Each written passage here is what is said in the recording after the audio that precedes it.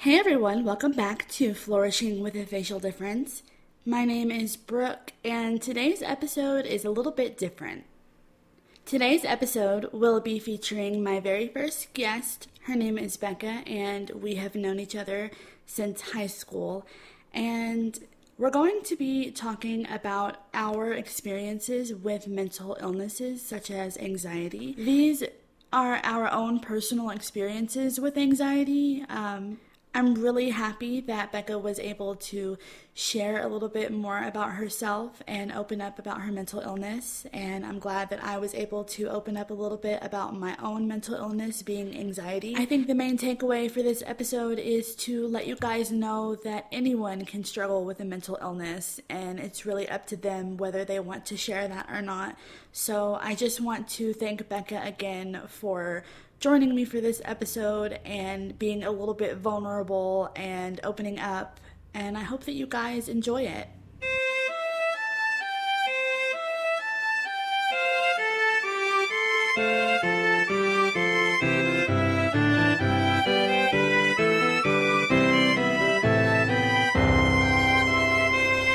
Okay, thank you so much, Becca, for coming. Becca, do you want to say how we know each other? Hey, I'm Becca. I went to J-Town High School with Brooke, and we've known each other since middle school. And today we're going to be talking about anxiety in regards to mental health. Everybody in life, I'm sure, struggles in some way with anxiety, whether they want to admit it or not. It's become a lot more common these days.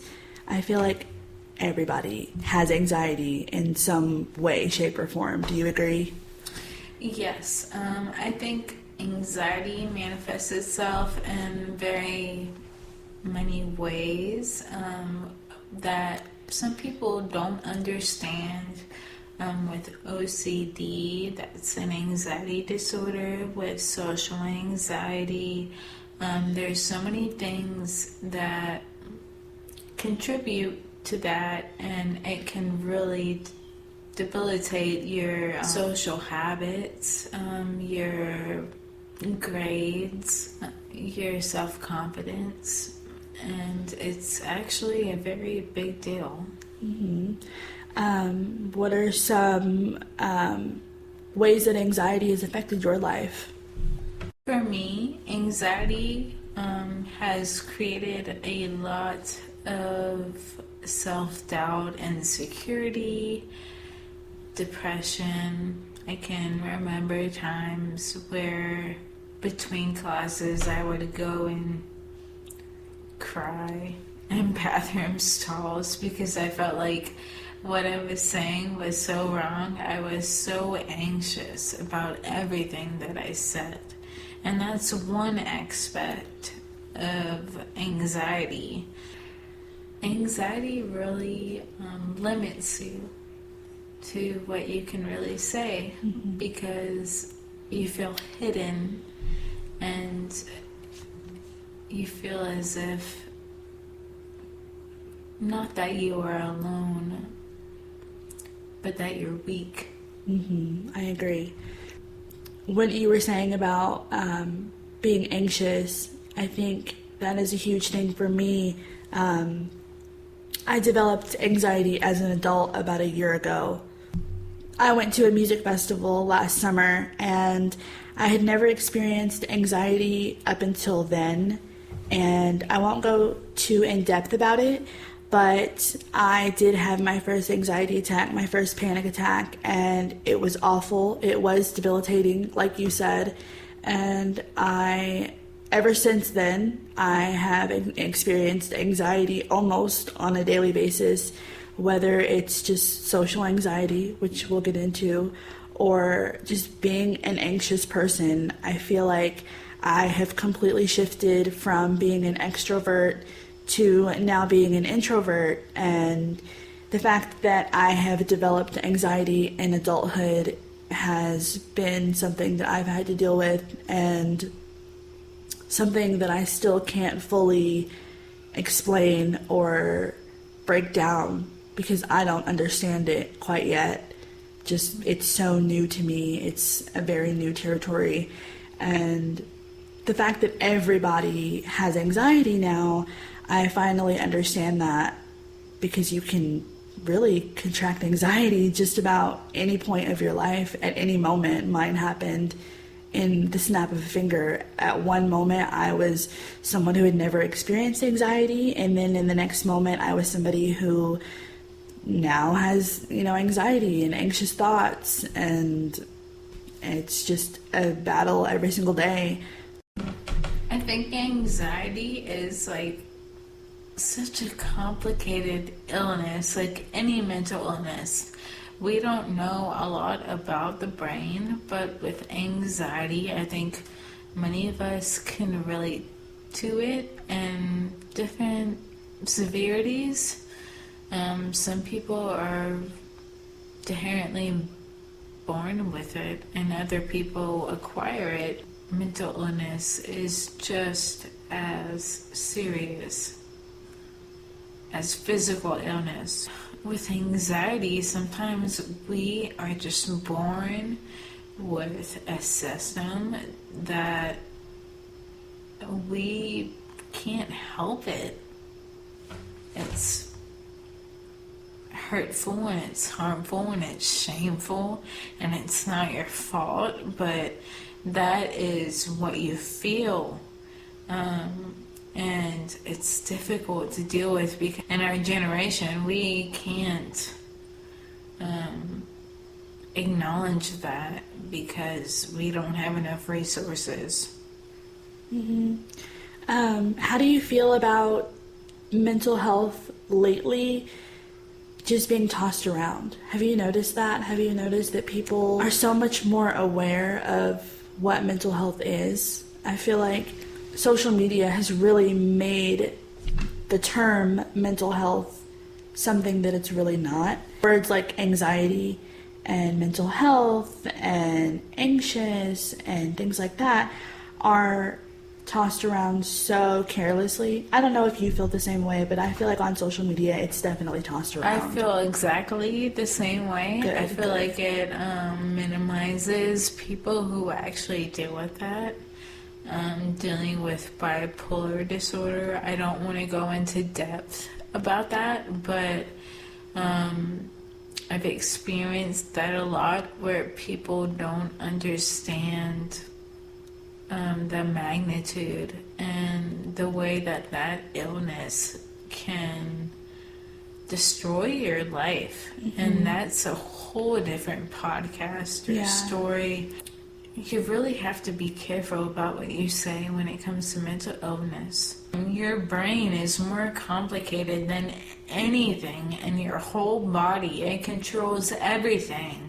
And so to think that you understand what someone else feels mentally or emotionally, regardless of their circumstances, of their childhood, their background, their biochemistry, to assume that you can understand what that's like it's rude. It's rude. I don't mean to belittle the people who say oh, I have a mental illness, or I have anxiety, because both of it, we don't know. No, I don't know. I don't know if someone genuinely has a mental illness or anything like that, but I can only believe people when they say things like, oh, mental illness or anxiety or depression or bipolar or anything like that. But it's almost kind of like you can tell when someone actually has this disorder or not. I've heard plenty of times people in casual conversations, oh, sorry, I'm bipolar. You can generally tell that most likely someone is not genuinely struggling with that sort of mental illness. It's the mental health card. Yeah. It's a way to cop take out responsibility for something that you don't really. It's to make your actions seem sympathetic, I or agree. that you have what the word is, that it's okay because Right. you're mentally ill, but it's not. Yeah, and I think what you said about how it silences some people, I think that if you're in a room and someone nonchalantly says, yeah, I have anxiety, or yeah, I have bipolar disorder, or anything like that, and they don't, well, who's to say there's not someone in the room who does, and now they feel uncomfortable and they do feel silenced, that they genuinely have a problem with themselves, and now they don't want to say anything because now feel they're the like second person to say it. stupid. Yeah. Yeah. Or they feel like they're the second person to say it, and they don't want to feel like a follower. Oh, well, I don't want to say that I have anxiety too, because now they're going to think that I really don't. You know what I mean? Yeah, but also they probably kind of see that they don't know. Oh, yeah. Yeah, you and can tell so, usually. Typically, people who have been through that kind of trauma don't want to talk about it. Right. So they don't broadcast it. Yeah, they don't feel the need to let it out to everyone in the world. Because that's part of the mental illness is keeping it bottled up sometimes. I think that's not 100%, but it is part of the reason why it is an illness, because you're alone. You feel alone, you know? Yeah, you do. When you feel alone, you don't feel like you're able to tell people that you have anxiety, that you have depression, that you have bipolar disorder. I think that having anxiety is something that I go through every single day. I deal with it every single day. It's something that I had to learn to live with. But one thing is, I don't let it define me. You are never alone when dealing with mental health or a mental illness like anxiety or depression, bipolar, eating disorder, because although someone may not come out and tell you that they also deal with the same struggles, but